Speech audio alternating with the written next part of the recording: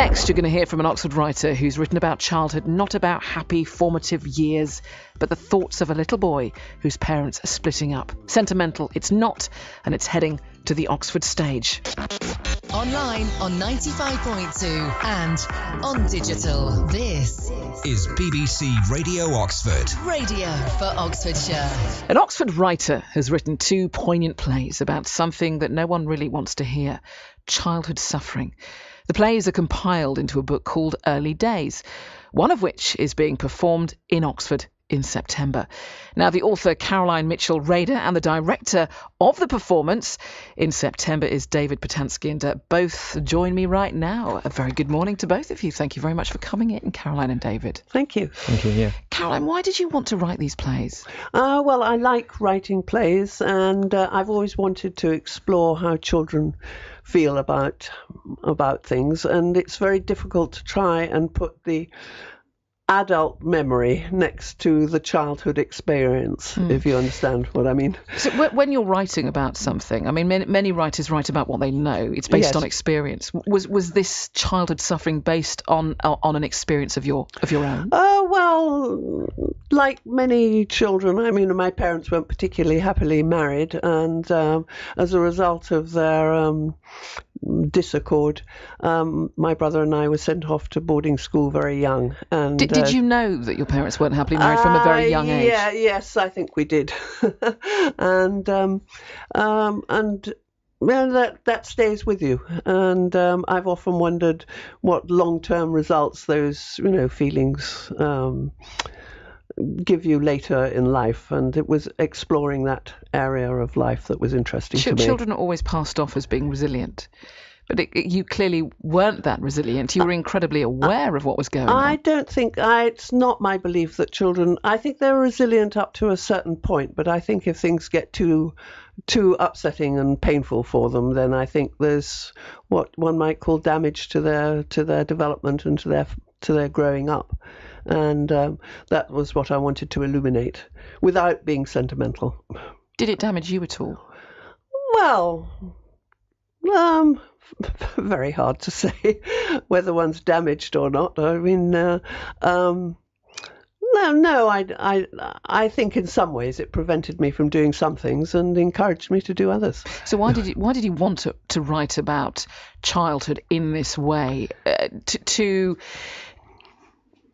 make an example of childhood suffering, to make an example of a little boy who has an imaginary friend, and the kind of questions that he was asking through his parents' divorce? I do think that it's an incredibly important subject, and I think parenting is a huge job. Most of us do it sort of averagely, but some of us don't do it very well. And I think it's childhood suffering is an area which is unexplored in some ways, as you mentioned, and also I think people don't realise what a cost it is to society in one sense, in the fact that many people who go on to lead not very happy or satisfactory lives probably come from homes where they didn't get the kind of support and confidence that they needed. So it all starts in childhood, and I do think it does. Manifests itself maybe in later life, drug and alcohol abuse. Exactly.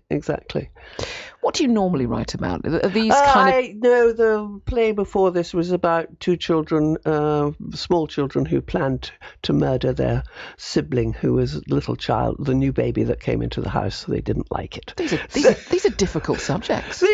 Well, yes, they are difficult subjects, but they're there, and I think are interesting to tackle. So let's just talk more specifically about these two plays, actually, because the first one is called The Divorce. Yes. And that's when, as I referred to Iggy, in fact, Iggy's the imaginary friend. Yes. And then the little boy in it is called Ori. And the parents are Zeus. Yes. And Juno. And Juno. Yes. So what sort of message do you want to portray in these plays? What do you want this play to change? I suppose for people to consider more deeply their responsibilities towards their children. I suppose in some, when I say that sounds rather heavy. it's to make me think about it more carefully and how I bring up my children and treat my grandchildren, to not perhaps to try and avoid some of the errors that I felt my parents, who were very decent, good people, made in bringing me up. Yeah. The second play is called Contractual Obligations. Yes. And actually, David, let's bring you in here because you're the director and you're going to be performing in this as well. But that's the play that's coming to the Oxford stage in September. You've been in one of Caroline's plays before. I have. I was in The Divorce, which you were just speaking about, and I played Ori, who was the child. And the way I always viewed the character as a child who's able to give their voice in an articulate way, like an adult would, but with a child's understanding of the world.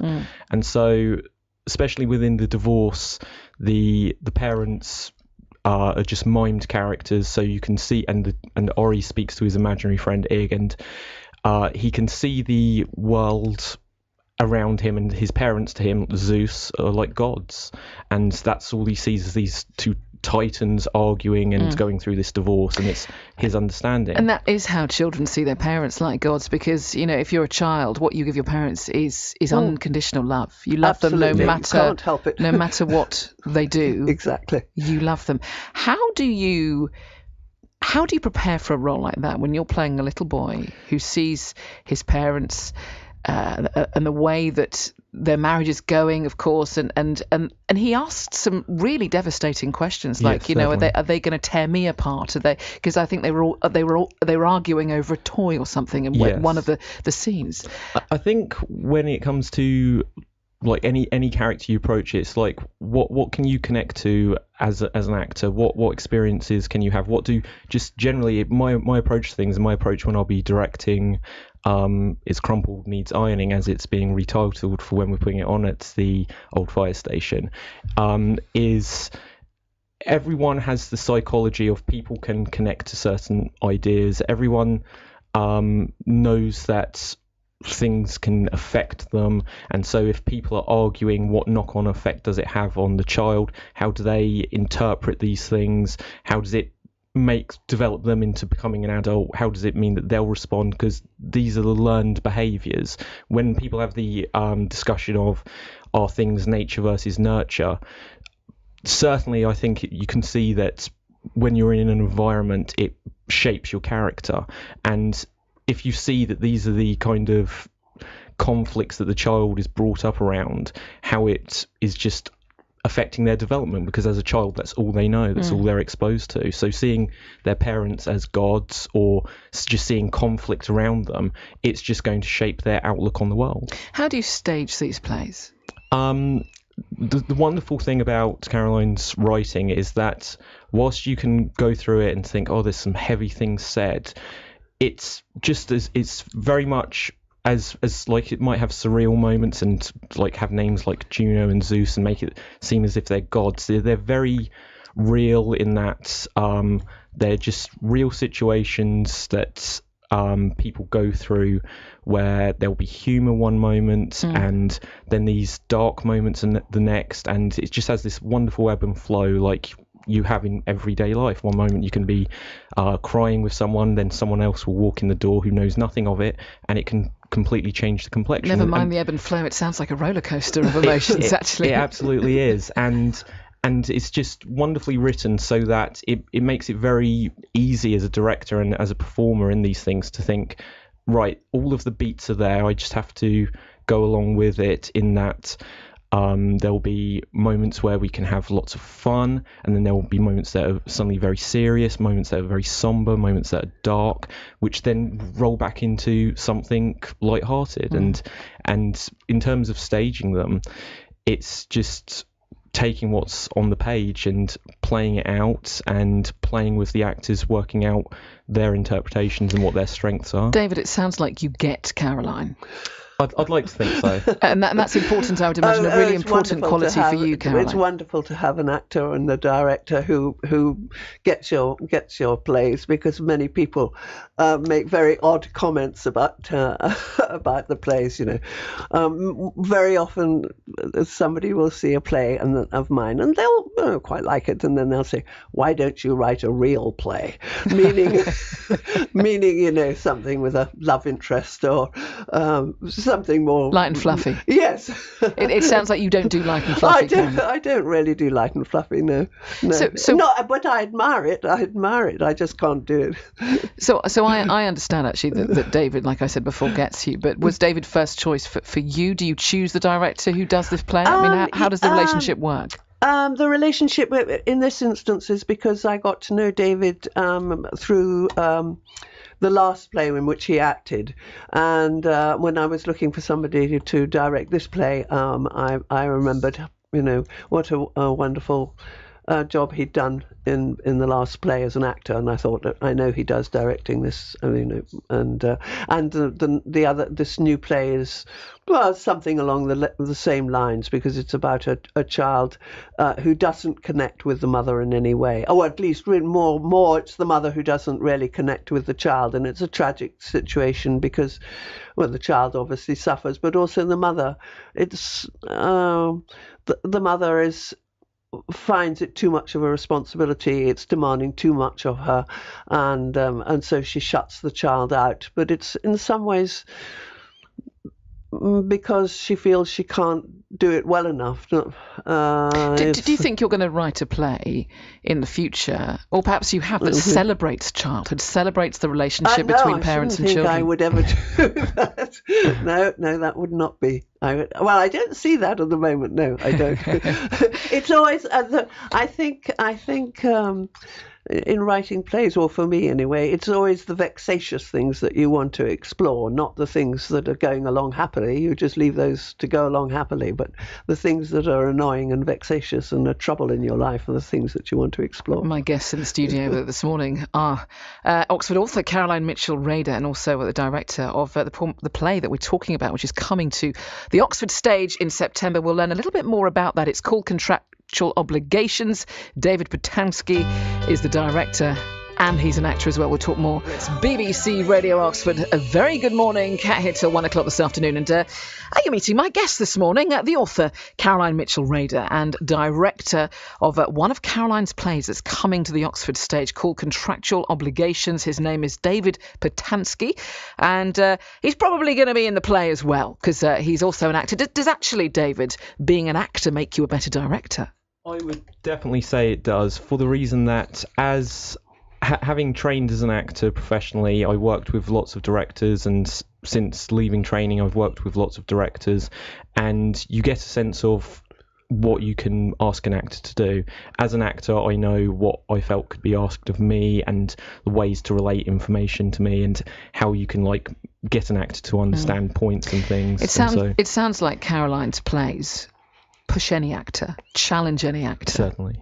Yes. Oh, absolutely.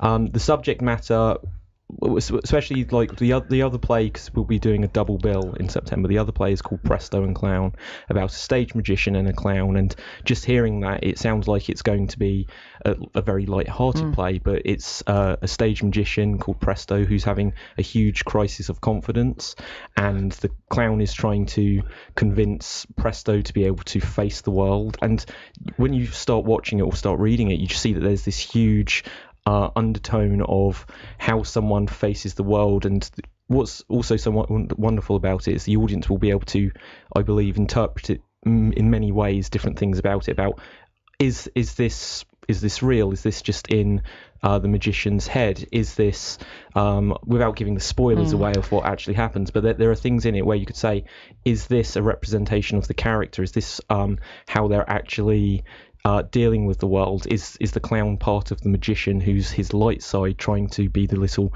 angel devil on his shoulder?